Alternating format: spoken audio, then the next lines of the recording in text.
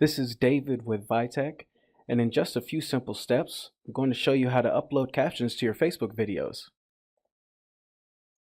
Starting from your Facebook profile, under More, select Videos, then navigate to the video you would like to caption, and select Edit, and once again select Edit this video.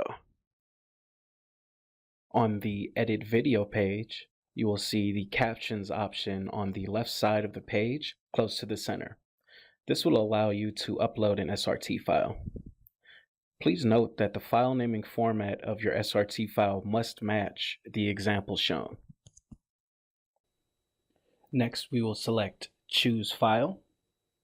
Then we'll select our SRT file with the proper naming format and click Open. At this point, you can select Save. And if done properly, your video should now load with captions.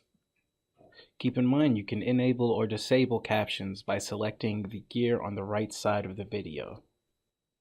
And if you would like more information on Vitech and how we can help you, visit us at www.vitech.com. Thanks for watching.